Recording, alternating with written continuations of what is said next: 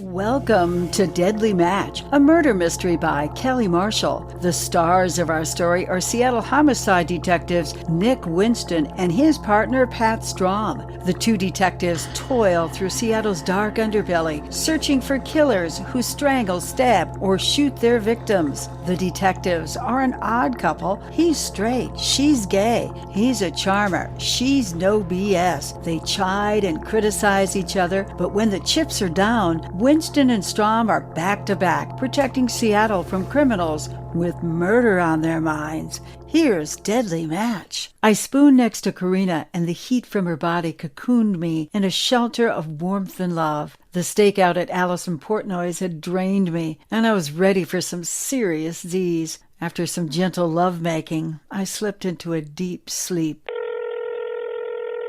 I grabbed my phone off the nightstand. Nick! Damn it, I'd only been home an hour. What couldn't wait until we got to work? What the hell do you want? He didn't respond. I thought I heard footsteps in the distance on Nick's cell phone, but the sound was indistinct. My brain tried to identify it. Were those cars in the background? Then the sound of breathing, like someone gasping for air.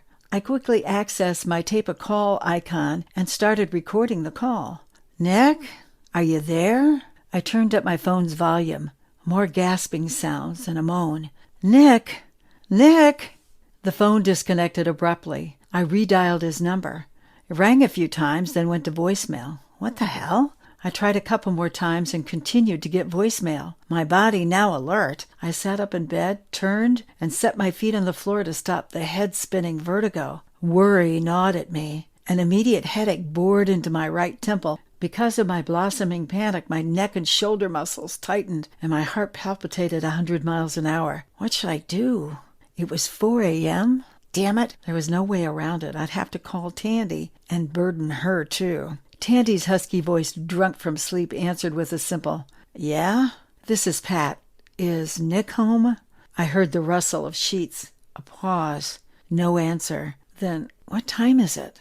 4. Tandy wondered out loud. Well, why isn't he home? He dropped me off at my place about 2. We'd staked out a woman's home for most of the evening. We finally got a brief interview with her and then left. I just got a call from his phone, but he didn't say anything, and then it disconnected. I don't mind telling you, I'm really worried. It's not like him. Tandy responded, You're right. That isn't Nick. He tells me where he is all the time. Her voice quavered. He's done that ever since I was kidnapped and since I lost the baby. I wish I could have assured her that everything was all right, but Tandy wouldn't believe that. I'll keep trying. What I didn't say to her was that I was going to check area hospitals, but maybe it was too soon for that. If he were lying somewhere wounded, someone needed to find him. I promised to stay in touch and call if I heard anything. I could only imagine what terrible thoughts were racing through her mind. I'd been in her shoes a couple of years ago, when Karina had been kidnapped and tortured by a maniac, and then mauled by a bear. I touched my wife's shoulder. "Huh?" she murmured. "Wake up, Karina. We've got a bad situation." She sat up in bed and gathered the blankets around her, her eyes wide and worried. She listened as I explained what had happened. She asked if she could come with me, and I shook my head no. This could prove dangerous, love, and I just can't risk losing you again. Her eyebrows knitted together, and she pouted her reply. "Well, now I get to stay home and worry about you." I caressed her face with my fingertips, then kissed her soft lips. "I'm not giving in on this, Karina. I'll stay in touch, I promise." I made my next call to Captain Nelson. Grumpy and terse when he answered, I relayed my fears. "Can you put out an APB on him, Cap?" He promised an immediate response. I hurried into jeans, t-shirt, and my jacket and rushed to my car. I planned to follow the route he would have taken home from Allison Portnoy's. Eager to get on the road, I didn't even let my car warm up, and it chugged along for the first few blocks. The sky morphed from a deep black to gray. I raced to Portnoy's house and watched it for a few minutes. The porch light remained lighted, but all the windows were dark.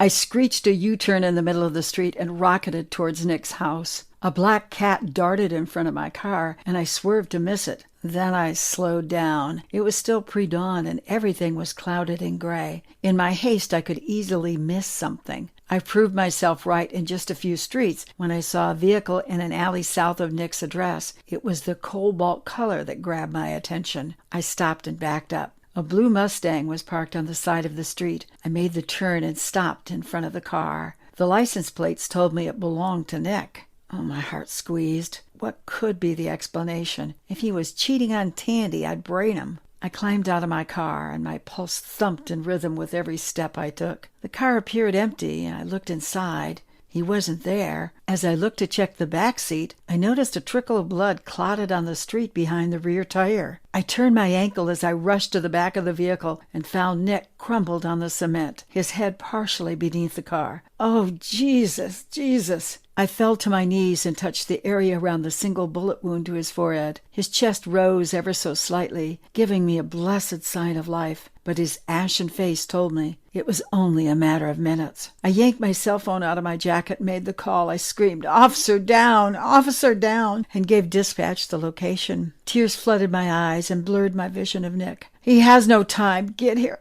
Just get here now." I rung off and called the captain. "Nick's been shot. A single wound to the forehead as far as I know." I cried out the address and ended with, "Get here, Cap. He's dying." I hung up and gently raised his head to move it closer to me.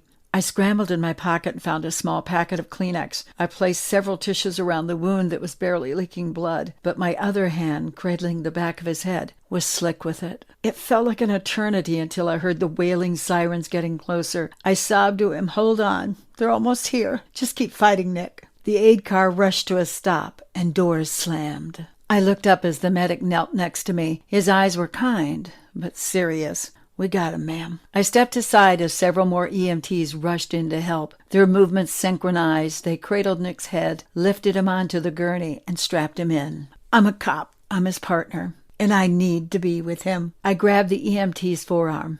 "Please?" The medic hesitated, then gave me a brief nod. I dug the fob out of my pants pocket and remotely locked my car. I hopped into the medical unit and hovered in the back to stay out of their way. Sirens screamed as the ambulance jerked forward. The attendants moved swiftly to cut off Nick's clothes and examined him for more wounds. They established a communication link with Harborview, hooked Nick up to an IV and an EKG. His respirations appeared shallower, and he gurgled deep in his chest like a man with lung cancer. An alarm sounded as the EKG monitor flatlined. "Shit," hissed the medic. Yanking an AED off the side wall, the EMT tore the pads out of the unit, ripped off the adhesive backing on the pads, and pressed one to Nick's upper left chest and the other to his lower right chest wall. He waited for the AED voice commands, then pressed the red button to shock Nick's heart. The heart monitor indicated minor blips, but not a sustained rhythm. The medic then began aggressive CPR. The other EMT placed an ambu bag over Nick's face to force air into his lungs. They say everybody gets religion in life or death situations, and I was no exception. Desperate and paralyzed by fear, I clutched my bloodied hands together and prayed silently with tears flooding my face that God would save Nick's life.